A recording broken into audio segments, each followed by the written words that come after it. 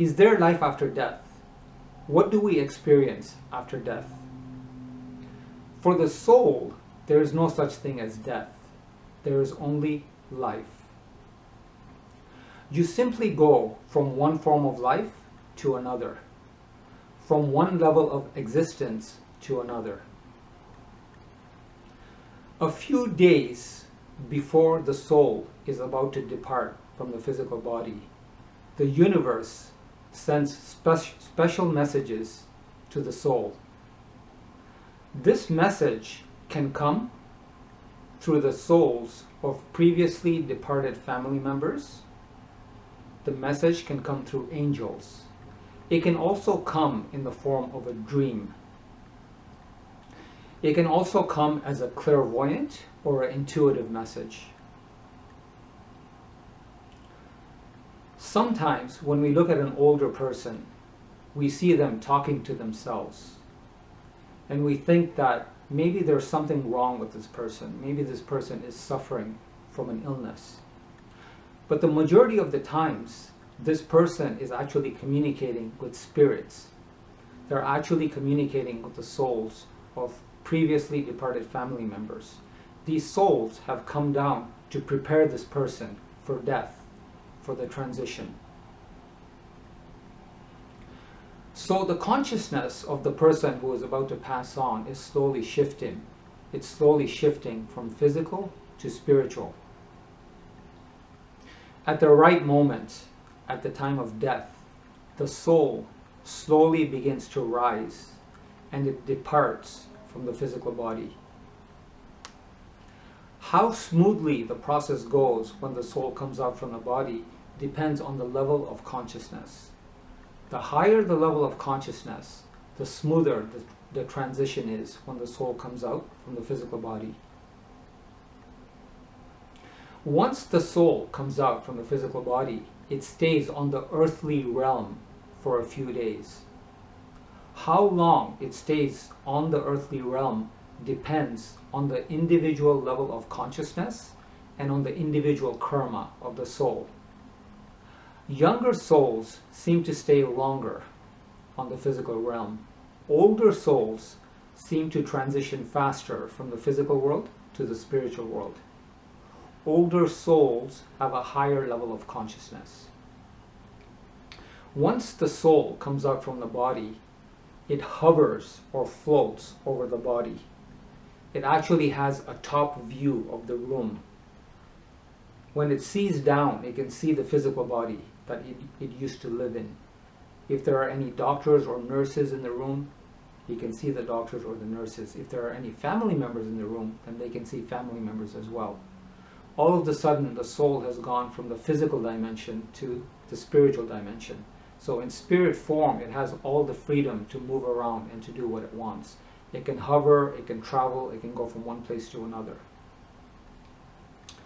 The main concern of the departed soul is the loved ones and the family members and colleagues that it's leaving behind.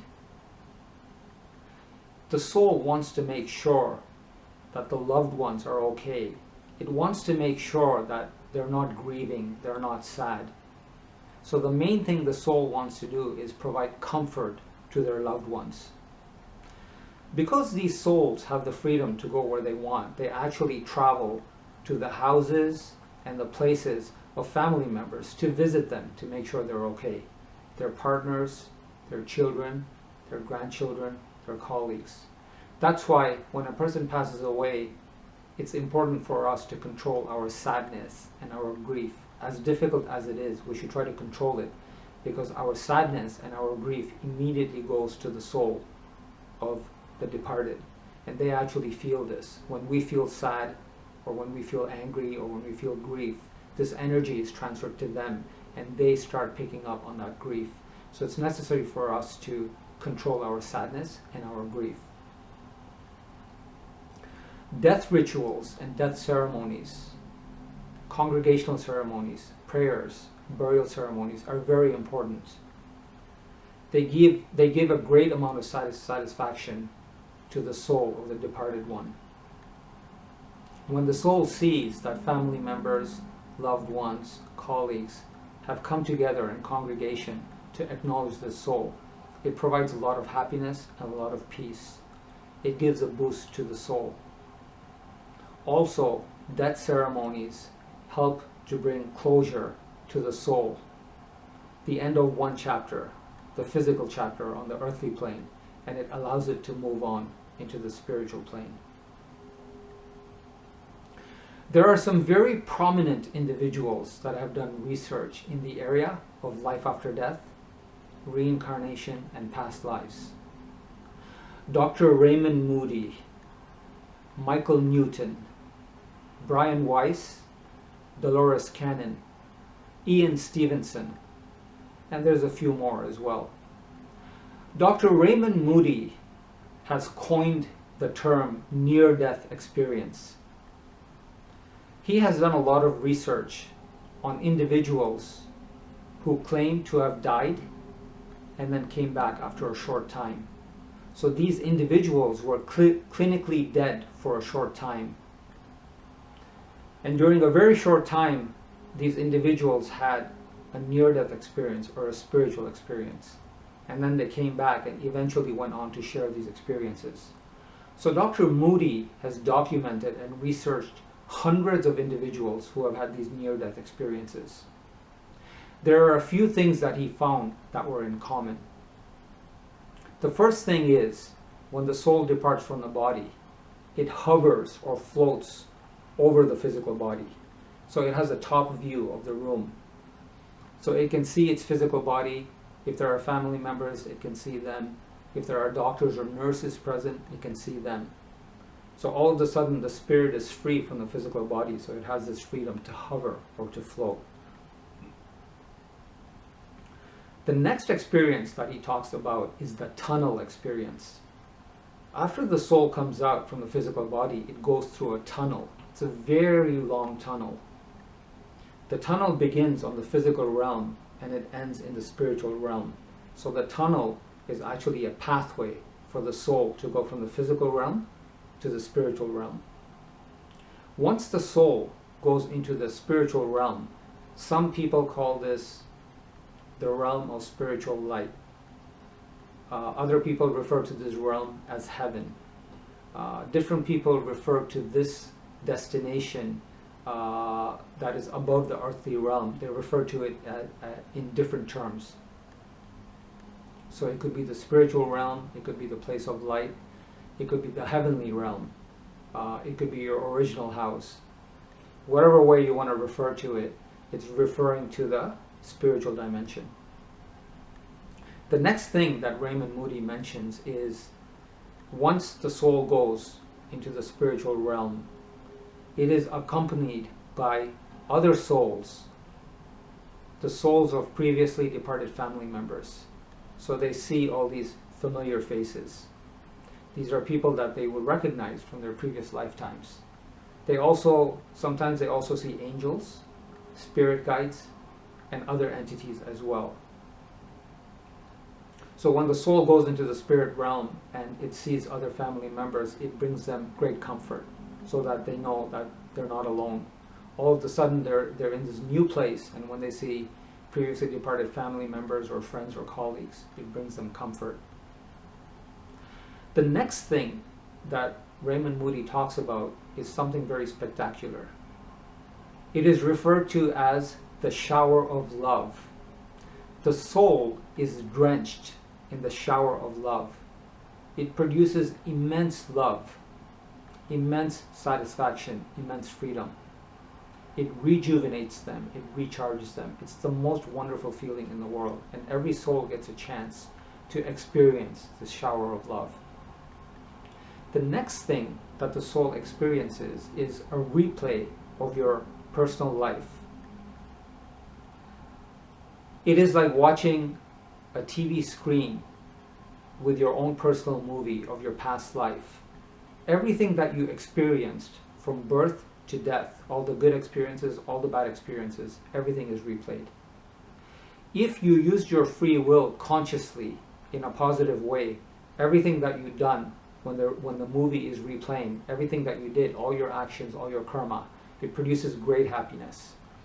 If you use your free will unconsciously with negative emotions like anger, jealousy, pain, causing harm to others, controlling others, this causes immense unhappiness and dissatisfaction to you. You're very, very sorry that you actually acted this way. So every action is replayed in front of you. Good actions make you happy, and bad actions, negative actions, will make you sad. It is at this point that you realize that God is pure love and compassion. All the pain, suffering, and misery is created by ourselves, by our own free will. Here you come to a realization that the greatest gift that God can give you is your free will. How you use your free will depends on you. God doesn't interfere with that. God can show you the way. God can show you the path. But how you use your free will is up to you. So here you come to a realization that anything negative, anything painful, all the suffering that takes place with us and with the people on the planet, we've created that with our own free will. The next thing that Moody talks about is the presence of a divine being. There's this great divine being in front of us, and there's all this love, compassion, and light coming out from this divine being. A figure of authority. This is someone who is loving you and someone who is showing you the way, somebody who is showing you guidance. And then the last thing that happens is something that's very sad. All of a sudden the soul is told that it's not time for you to come to the spirit world yet. You need to go back to the planet. You need to go back to Earth. You need to go back to your physical body. And when the soul hears this, it's very sad. It throws a tantrum. It starts crying. It doesn't want to go back. Because here, it's a wonderful place of light, a wonderful place of love, your original home. Now I'm being told to go back. So they've been given the message that they have to go back. And then a short time after, the soul goes back into the physical body and finds itself back into the physical world and the physical body. So these are some of the things that Raymond Moody talks about. He's written many books. A lot of them are bestsellers, and they're wonderful books. It's something that would be worthwhile reading. The next individual, the next prominent individual who has done a lot of research in the area of life after death, past lives and reincarnation, is Michael Newton. Michael Newton has a PhD in psychology, and he uses past life regression therapy to heal others. Now there's one specific area where he has done incredible work. He calls it life between lives. So this is the place the soul goes to. You can refer to it as the spirit world, as the light world, or heaven. But this is where the spirit goes after death. Now, there's one very important question that comes up when it comes to life after death or past life regression therapy. And the question is that after the soul departs from the physical body, does it immediately enter another physical body, or does it go somewhere else? And the answer is that in the great majority of the cases, after the soul departs the physical body, it goes to a special place in the spiritual realm. It does not directly go into a physical body. So for example, in my previous incarnation, between my previous incarnation and this incarnation, say there's a 30-year gap, where would my soul be in that 30 years? So if I had a previous incarnation and my soul came out from the body, and from the time it left the body in my previous incarnation to the time it came into this body in this incarnation, say there was a 30-year gap, where was my soul for that 30-year gap? So this is what Michael Newton is saying, is that during these 30 years, you're in a place called life between lives. So we could refer to this as the spirit world, as the light world, as heaven. So during these 30 years, when you're in the spirit world, very special processes take place. First, you go to the spirit world and you meet your previously departed family members, friends, and colleagues. You get acquainted to them. Then you get the shower of love, the beautiful experience where God just drenches you in the shower of love, light, and compassion. Then there is something very interesting that takes place here. There are soul groups. there are different souls that are at different levels of consciousness, going from the basic level of consciousness to the highest level of consciousness. Based on your level of consciousness, you are put together in a group, in a cluster. So there are different soul groups. One soul group may have 50 members or 50 souls. Another soul group may have 100. Another one may have 500. So you're placed in a group where there are other souls who are at a similar level of consciousness as you. Some of the members in these soul groups may have been your previous family members in a previous incarnation. May have been your partner, may have been your parents, may have been one of your colleagues. So you'll recognize them. So you stay in this soul group and you increase your level of consciousness. There are certain exercises that you do in the spirit world, and there are certain exercises that you do in your soul group, which allows you to increase your level of consciousness. Now, it is here that you also get into touch with other beings. There are ascended masters, there are spirit guides, there are guardian angels, there are enlightened masters. So there's a hierarchy in the spirit world of different entities who are at different levels of consciousness. So you get to meet them, and you get to learn from them. So you stay in the spirit world for a certain amount of time. It's a wonderful place, it's a beautiful place, full of love, full of compassion, full of light, and you're being guided. So it is in this dimension that a great realization comes to you. The greatest gift that God has given us is our free will. This gift is given to everyone, our free will. So God gives you guidance, God gives you love, God gives you light. God shows you the path, the divine shows you the path. But whether you want to take that path or not depends on you. So the greatest gift that nature or the divine has given us is our free will. But how we use our free will depends on us. So in the spirit world, your karmic report card is there. You can see all your past lives. You can see your strengths. You can see your weaknesses. Where you've used your free will the right way, where you've used your free will the wrong way. How you've consciously used your karma, how you've unconsciously used it.